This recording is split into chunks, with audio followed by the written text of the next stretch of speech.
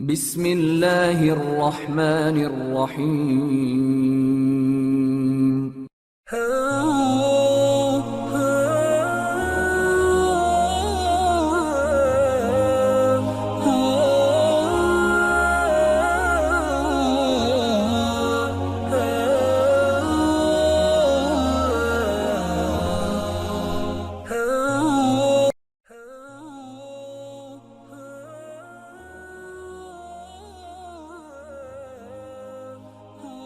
نبی کریم علیہ الصلوۃ والسلام کی ذات اقدس کے حوالے سے سلسلہ پنجتنی نے نوجوان نسل کی بہتر رہنمائی اور آگاہی کے لیے ایک سلسلہ وار پروگرام فوق البشر کی عنوان سے ترتیب دیا ہے۔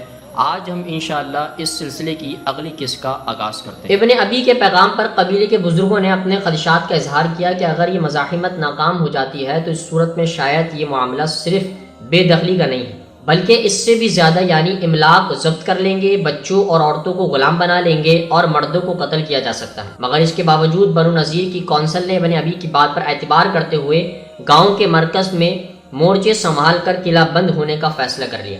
بنو نذیر کے اس فیصلے پر آپ علیہ الصلوۃ والسلام کے جواب نے سب کو چونکا دیا۔ آپ علیہ السلام نے بنو نذیر کی ملکیت میں جتنے کھجور کے باغات تھے کاٹ دینے کا حکم دے دیا۔ عرب کے صحرا میں کسی بھی قسم کے درخت کی قدر و قیمت بڑھ کر ہوتی تھی، لیکن کھجور کے باغات کو خصوصیت وجہ حاصل رہا کرتی تھی۔ ان میں سے ہر درخت کی کئی نسلوں کی محنت اور دیکھ بھال کی ترجمانی کرتا تھا، اور کھجور کے باغات کو تباہ کرنا صرف املاک نہیں تھا بلکہ تاریخ مٹانے کے مترادف سمجھا جاتا تھا۔ کھجور کے باغات کو کاٹ پھینکنے کا حکم خاصا سوچ سمجھ کر دیا گیا تھا۔ مطلب یہ تھا کہ اس کے بغیر اس کے بعد بنو نذیر کے لیے یہاں رکنے کا کوئی جواز باقی نہیں تھا۔ یہی نہیں بلکہ یہ حکم ایک انتباہ بھی تھا کہ اگر انہوں نے مزاحمت جاری رکھی تو ان کا انجام بھی کھجور کے درختوں جیسا ہو سکتا تھا۔ اس طرح کے سخت حکم کا ایک اضافی فائدہ یہ بھی تھا کہ اس طرح ابن ابی کی عیاری اور ناتوانی بھی کھل کر سامنے آ گئی، کیونکہ ابھی تک وہ اپنے وعدے کے مطابق 2000 لوگوں کا لشکر مہیا نہیں کر پایا تھا۔ بنو نذیر کا محاصرہ شروع ہو گیا اور یہ تقریباً پچھلے برس کینکا کے ساتھ پیش آنے والی صورتحال تھی۔ 15 دن بعد نہ صرف پانی کی قلت پیدا ہوگی بلکہ نذیر مدینے میں اپنے مستقبل سے قطعی مایوس ہو گئے تو ہتھیار ڈال دیے۔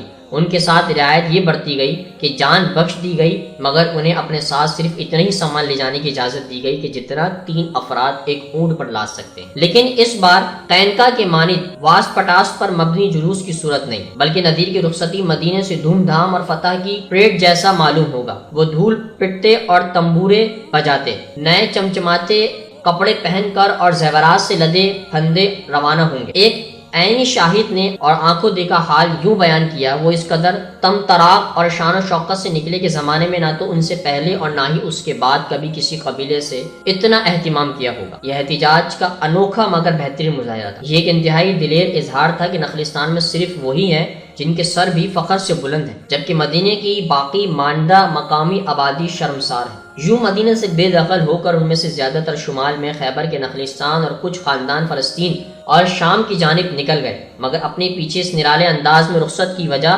ایک لمبی بحث چھوڑ دی۔ لوگوں کے بیچ ایک عرصے تک ان کے طریق و دعا کا تذکرہ ہوتا رہا اور اس کے ساتھ جلاوطنی اور اس کے وجوہات بھی زیر بحث رہے۔ معزز دوستو، آج کی گفتگو کا اختتام ہوا۔ انشاءاللہ کل آپ سے پھر ملاقات کریں گے ایک نئے ذکر اور فکر کے ساتھ۔ اپنا بہت سارا خیال رکھیے گا۔ اللہ حافظ۔